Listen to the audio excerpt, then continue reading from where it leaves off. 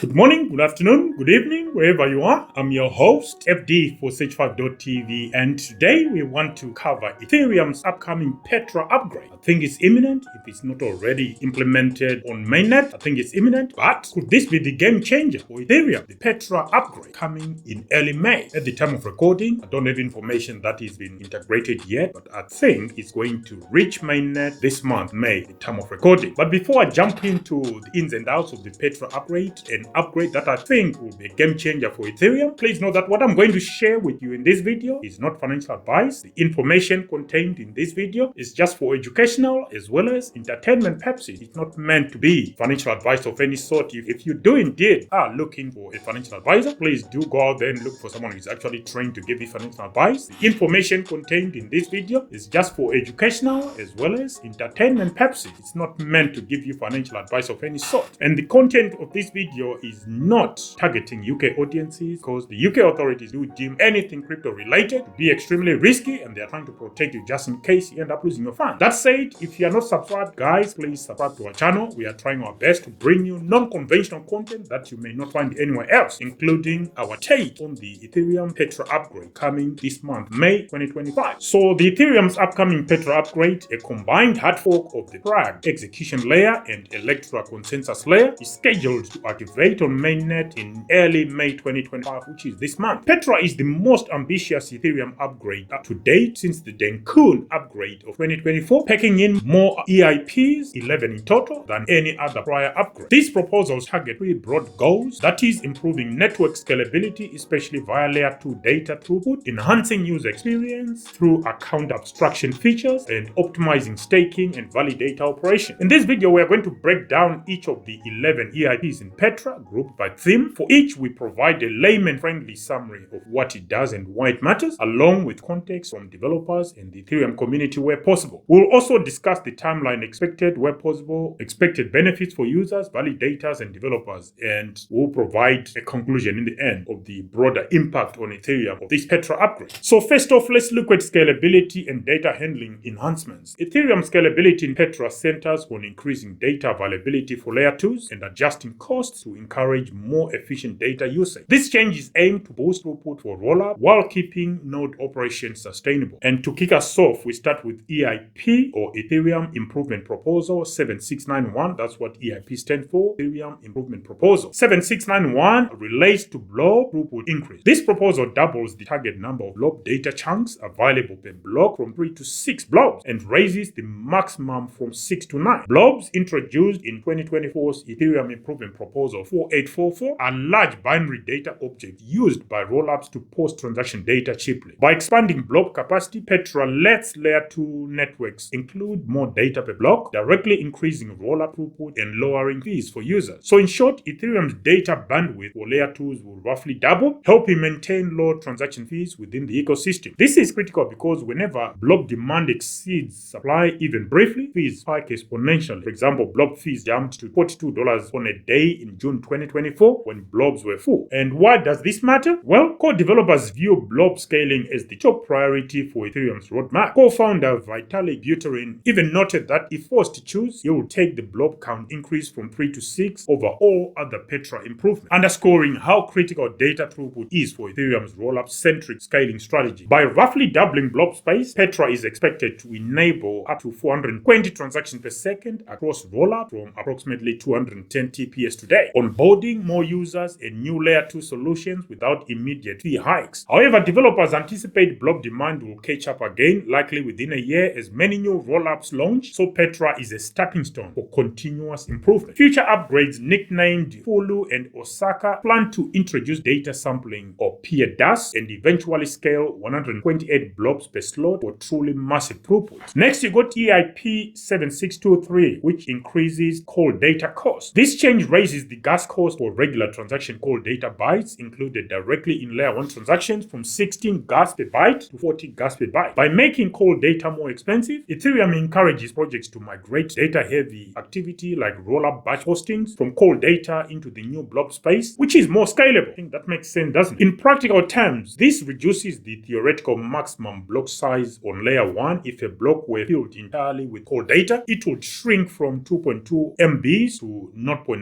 MBs. That helps protect node operators from extreme waste blocks and aligns with Ethereum's focus on using dedicated block space for bulk data. And why does this matter, this EIP? Well, this is essentially a trade-off to improve performance. Regular users sending normal transactions on behalf, gas fees for typical transactions stay similar since non-data opcodes are unchanged. But for protocols, the message is clear. Use blobs for large data needs. The Ethereum community broadly supported this recalibration. At the same time, developers raised block gas limit by 20% to 36 million gas on February 4th of 2025. In tandem, these measures increase average throughput, more gas per block, while capping the worst case block size. This balanced approach reflects a renewed focus on layer 1 scaling along layer 2 growth or L2 growth. So in short, Petra makes the base layer leaner and more efficient by shifting bulk data elsewhere, which should help keep Ethereum nodes healthy even as usage grows. Next, let's move on to EIP 7840, which relates to configurable blob parameters. This is a technical upgrade that adds a blob schedule object to execution layer configuration files, allowing blob-related parameters like maximum blob per second to be specified on a per fork basis. And why does this EIP matter? Well, while not directly felt by users, this change makes it easier to adjust blob capacity in future upgrades. Instead of hard-coding blob limits, client developers can tweak settings via configuration when Ethereum's blob targets increase again. In other words, EIP 7840 improves the network's upgrade flexibility, thereby ensuring that scaling enhancements such as further blob count raises can be deployed smoothly. Ethereum community commentators note that this kind of plumbing change offers greater flexibility for future scalability enhancement. It complements the blob throughput increase by preparing the code base for continued data scaling beyond Petra. Pectra. So together, EIPs 7691, 7623, and 7840 work in concert. More block space for rollups incentives to use that space and infrastructure to manage block space. These upgrades strengthen Ethereum's layer 2-centric scalability approach, which may help it compete with high throughput alternative chains. As one analyst put it, Pectra's scalability focus could narrow the gap with monolithic high-speed layer 1s like Solana, while keeping Ethereum's modular design on track. I think that's a good combination. EIP 7691, 7623, and 7840. Now let's look at some of the user experience and account abstraction. So Pectra brings a major improvement to Ethereum's user experience by introducing a form of account abstraction. This allows externally owned accounts, also known as EOAs, that is regular user wallets, to behave more like smart contracts when needed, unlocking advanced functionality without sacrificing simplicity. Moving on to EIP 7702, which is a set of externally owned accounts, or EOAs, also known as smart accounts. This proposal enables a new transaction type that lets a normal external owned accounts to temporarily execute smart contract code during that transaction. In effect, a user's wallet can load a piece of code and act as a smart contract for the duration of one operation without permanently converting the wallet into a contract account. This change unlocks powerful features. For example, an EOA could bundle multiple actions into a single meta transaction, have transaction fees paid by a sponsor in the case of fee delegation, or even pay gas fees in a token other than ETH. The sponsor would internally swap the token to ETH for the validator. I think that would be a powerful one, because at the moment this idea of holding ETH while you want to trade or move other assets, it's painful. It also allows custom signature schemes or validation logic for wallets. Why does this matter though? This is considered the standout Pectra upgrade for user experience. It reduces the friction users face interacting with dApps. For example, a DeFi user could approve and swap tokens in one go, or a game could sponsor gas for each player so they don't need ETH to start with. By eliminating the need to manage multiple transactions or always hold ETH for fees, EIP 7702 lowers barriers for newcomers and enables much smoother wallet workflows. Ethereum developers see this as a big step toward full account abstraction, making the network more flexible and user-friendly without altering its underlying security model. Community commentary has been very positive when it comes to EIP 7702. Fee sponsorship and token-based gas payments are expected to significantly improve wallet functionality with less friction, which is especially useful to onboard non-technical users in areas like gaming, payments, and mobile apps. It's worth noting though that while users can pay gas in tokens on the front end, at the protocol level, ETH remains the settlement fee. The network still bans and rewards ETH with conversions happening behind the scenes. Thus, Ethereum retains its central role even as it becomes more accessible. So overall, EIP 7702 is poised to make Ethereum more intuitive and welcoming, helping dApps for seamless on-chain experiences without complex user steps. I'll give a vote for that. EIP 7702, part of Pectra upgrade. upgrade. No other explicit user experience EIPs are in Petra, but EIP 7702's impact is broad. By empowering smart accounts, it paves the way for features like social recovery wallets, native multi-sig, and one-click interaction, things that previously required technical workaround. Ethereum wallets and app developers are eagerly anticipating these capabilities, seeing them as key to reaching mainstream users. Moving on to staking and validator upgrade. A large proportion of Petra is devoted to staking and validator improvements. You got 5 of the 11 EIPs directly affect Ethereum's proof of stake operation. These changes make staking more flexible and efficient, catering to both solo validators and institutions. In aggregate, they streamline validator lifecycle events, for example, joining, exiting, and managing stake, and improve the performance of consensus processes. And under staking and validator upgrades, we kick off with EIP 7251, which is geared to increase maximum effective balance. Ethereum validators have historically been limited to an effective balance of 32 ETH, meaning any stake above 32 didn't earn rewards. EIP 7251 raises this cap to 2048 ETH. Validators will be able to opt in by updating their withdrawal credentials to the new format and consolidate balances up to 2048 ETH into a single validator, instead of having to split into many 32 ETH units. More importantly though, the minimum to activate a validator remains 32, which means the barriers have not been raised, they've just raised the upper limit. So the door for small stakers remains open. And why does this matter? Well, this is the most impactful change for stakers. For solo stakers, it means they can compound their rewards on one validator and keep their stake intact as it grows beyond 32 ETH without spinning up additional nodes. This simplifies operations, which means fewer nodes to manage and ensures they maintain their share of the network over time. Larger staking providers and institutional players benefit by being able to consolidate many validators, potentially reducing overhead. However, concentrating more ETH in one validator does raise the stakes of a slashing event. To mitigate risks, Petra adjusts the slashing penalty. The initial slash for a misbehavior is reduced from 1 of 32 to 1 of 4096 of the validator's balance when using the new higher balance. This way, a first-time fault on a big validator isn't massively more punitive than on a 32 ETH node penalty scale with stake, but more gradually at first. Additionally, a formal minimum activation balance of 32 ETH is codified to prevent any confusion. Overall, raising the cap makes staking more efficient, and validators with larger stakes will earn proportionally more rewards and have higher chances to propose blocks or join synchronous committees, since those odds scale with effective balance. This could slightly favor big stakers in those roles, but the protocol trade-off is improved efficiency. From a market perspective, Ethereum analysts note that these changes are especially meaningful for institutional validators who can now manage stake with your validators. By making staking more capital efficient and institutional friendly, Petra may encourage more ETH to be logged in validation, reducing liquid supply. At the same time, because participation isn't getting harder for small players, Ethereum's security remains decentralized. Next, you got EIP 6110 for faster staking deposits. This change refines how new validators join the network. Currently, when someone deposits 32 ETH via the deposit contract, the beacon, which is the consensus chain, processes those deposits in batches, which can lead to wait time for activation as seen by long queues when demand is high. EIP 6110 moves deposit processing fully on-chain, allowing deposits to be supplied directly via the execution layer instead of relying on the beacon chain passing log events. So in essence, the execution layer will include deposit data in blocks as a special record using the new request framework EIP 7685, which we are going to describe later on in the video, making the handoff to the consensus layer more immediate. And why does this matter? Well, this significantly reduces validator onboarding time. New stakers won't be stuck in limbo for weeks during periods of high demand, and by simplifying deposits, this network becomes more responsive and lowers the barrier for whole-B validators. Well, you see your validator activated sooner. It also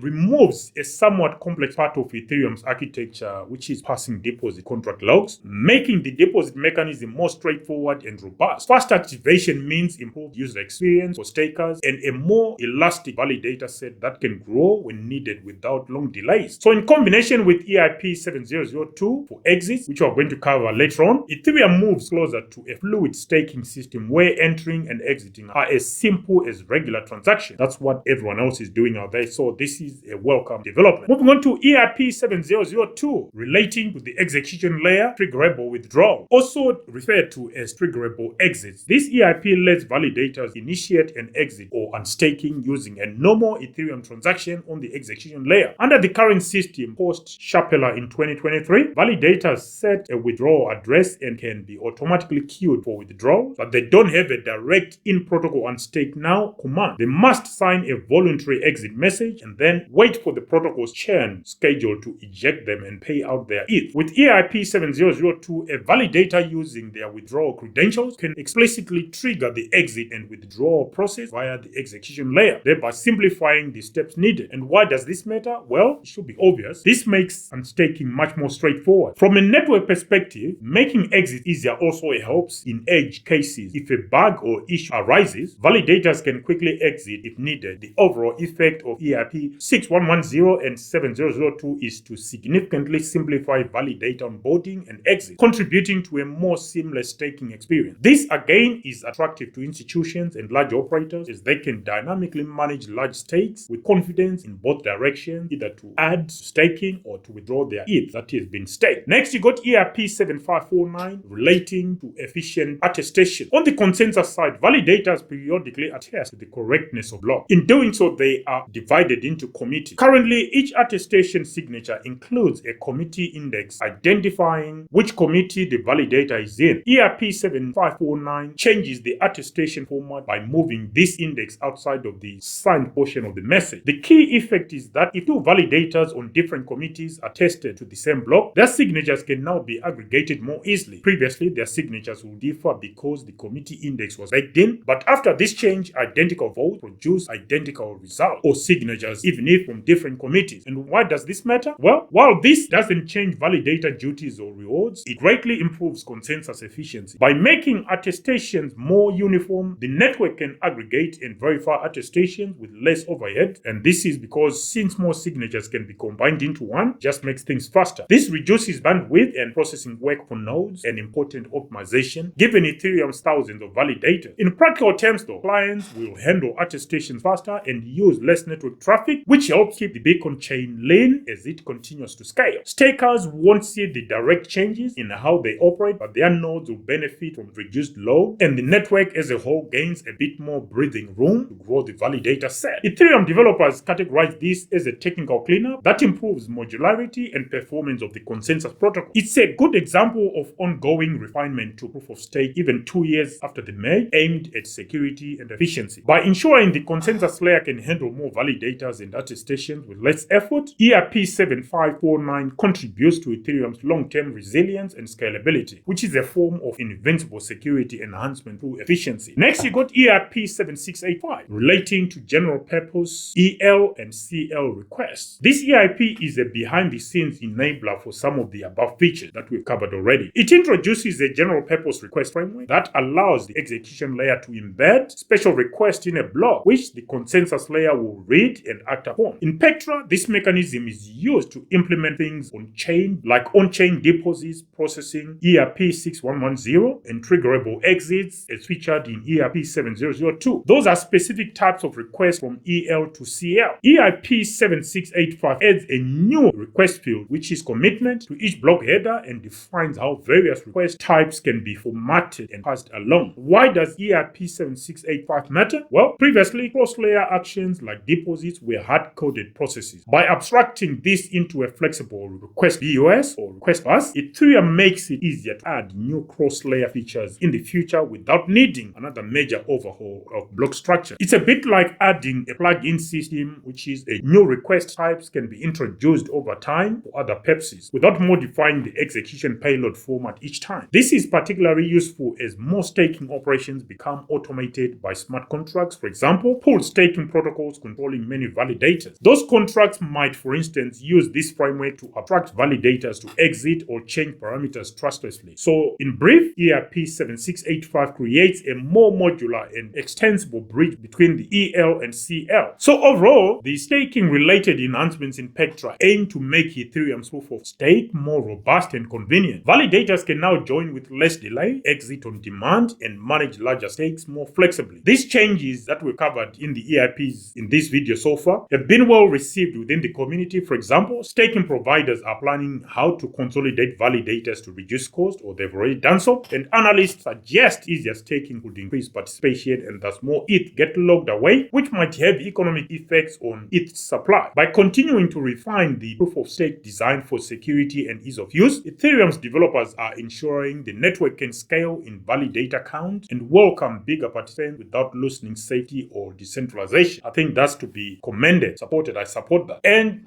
some other protocols and cryptographic improvements that have been included in Petra. Well, there are a couple of additional upgrades that improve Ethereum's protocol capabilities and developer tools, though they may not be immediately visible to everyday users. These address long-standing wishlist items on Ethereum's runtime and security. So you got ERP 2537. This adds a new pre-compiled contract to support operations on the BLC 12-381 curve EIP, reducing costs for secure applications like rollups and bridges that rely on these crypto proofs. Next, you got EIP 2935, which relates to extended historical block access. Ethereum normally only keeps the last 256 block hashes accessible in state via the block hash upcode, which is roughly 2.1 hours of history assuming 30-second slots. But EIP 2935 extends this by storing up to 8,192 historical block hashes on chain, which is approximately 27 hours worth of it. So that's a massive improvement or massive scaling. It does this by adding a system contract or mechanism to save recent block hashes in the state so that contracts and light clients can query deeper history. And this matters because this improvement boosts the reliability of applications that depend on recent past data. For example, some randomness oracle or time-logged contract might need to reference a block hash from several hours ago, and if it's only 2.1 hours history long, it's not long enough. So this was previously impossible without off-chain help. So combined ERPs 2537 and 2935 upgrade Ethereum's technical foundation, one by adding powerful cryptographic capabilities, the other by making the chain's history more accessible. These don't directly change user experience or throughput, but they enhance what developers can do to improve the protocol's robustness. And I think we'll also see new products being built, taking advantage especially of EIP 2935, which is increasing block hash from 2.1 hours to about 27 hours. That's a massive scale up. So to tie it up, let's consider some of the benefits to users, developers, and validators. And kicking us off, let's look at everyday users. The most immediate user-facing gains will come from low fees and better decentralized app user experience. With the block throughput increase, layer 2 rollups can keep transaction fees low or even reduce them further, which means users can enjoy cheaper transactions when using popular layer 2 networks. Additionally, the account abstraction feature covered in ERP 7702 will gradually translate into smoother wallet experiences. For example, new users might not need to acquire ETH to start using a dApp. The dApp could sponsor their initial transactions, paying gas with stablecoins or other tokens in a single click. Batch actions like trading multiple tokens in one go and more secure wallet recovery options are all on the horizon thanks to Petra's smart accounts. These enhancements lower entry barriers and frustration for non-technical users, which also enhances mass adoption, which in turn could drive higher adoption of Ethereum-based applications. So in short, users should see cheaper transactions and easy interaction, two long-standing pain points being addressed. As for developers and dApp builders, Petra equips developers with new tools and performance boosts. Smart contract developers can leverage the BLC 12-381 precompile, which is covered under ERP 2537, to build advanced applications involving zkSNARK verification, threshold signatures, or interoperability with the Beacon chain, or with far less gas cost overhead. This could spur a new wave of applications in privacy, for example, more efficient mixers or identity systems. I'm not sure we need more mixers, but there you go. And scalability, for example, on-chain verification of rollup proofs. And finally, for validators and staking providers, Petra is arguably a big win for validators. Those running validators can now manage their operations with greater flexibility. For example, compounding rewards on a single validator up to 2048 ETH, or merging several validators into one if that suits their strategy. This can reduce hardware requirements. One validator, for example, one validator node can be utilized instead of many validators because of the 32 threshold from the previous setup. And operational complexity, where fewer keys to manage, fewer instances to monitor. The new deposit and withdrawal mechanisms mean validators can enter or exit the active set faster and with more certainty. For professional staking though, I'm talking of professional staking services here, this translates to better customer service. Users who stake with them won't wait as long to be activated or get liquidity out. My final thoughts on the Petra upgrade. I know the video has been long, but stay with me, just tying it up. Petra's upgrades represent a major milestone in Ethereum's journey, addressing key aspects of scalability and usability that have been years in the making. By bundling improvements across execution and consensus layers, Petra pushes Ethereum forward on multiple fronts. It meaningfully expands layer 2 2 throughput, introduces long-awaited user-friendly features, and fine-tunes the proof-of-stake machinery. These enhancements clearly advance Ethereum scalability and usability goals. Users get a faster, cheaper network with a smoother experience, and the protocol sets the stage for further growth. However, it is also important to view Petra as one step in a broader roadmap, not an end game. In the grand scheme of things, Petra delivers incremental but necessary boost. Its impact on scalability, while significant, yeah, you're talking of doubling the block capacity, is ultimately a temporary relief. Ethereum's researchers anticipate that demand will soon catch up to the new limits, especially with main layer 2s coming online. But does Petra meaningfully advance Ethereum's goals though? Yes, in a measurable way. It boosts Ethereum's throughput and lowers costs, maintaining its competitiveness, and it removes user experience hurdles that have long hindered adoption. These are concrete improvements that users and developers will feel. Petra also reinforces Ethereum's ethos of iterative upgrades. Rather than one giant leap, it's a collection of targeted enhancements that collectively move the needle. It aligns with the community's vision of a modular, roll-up-centric Ethereum that doesn't sacrifice decentralization for performance. And by implementing Petra now, Ethereum essentially bridges the gap to its next milestone. It provides the network with the breathing room, both in terms of capacity and functionality, to grow over the next year or two, maybe up to the next bull run when it comes. As one observer noted, Petra may be the catalyst Ethereum needs at this stage of the market cycle to regain momentum, much like past upgrades like Berlin and the London upgrades, which preceded surges in innovation and usage. So finally, the Petra upgrade fits squarely into Ethereum's broader roadmap as a pivotal upgrade that focuses on optimization and user-centric improvement. It addresses some of the long-standing challenges such as high fees, clunky user flows, and staking rigidity with elegant solutions. There is more work ahead though. You're talking of true sharding, further lowering latencies, fully abstracted accounts, and so forth. But Petra brings Ethereum closer to those end goals. If the transition goes smoothly, it will validate the developer strategy of incremental enhancement and set the stage for the even larger upgrades to come. In the ever-evolving multi-chain landscape, Petra helps ensure Ethereum remains at the forefront, where it will be scalable, secure, and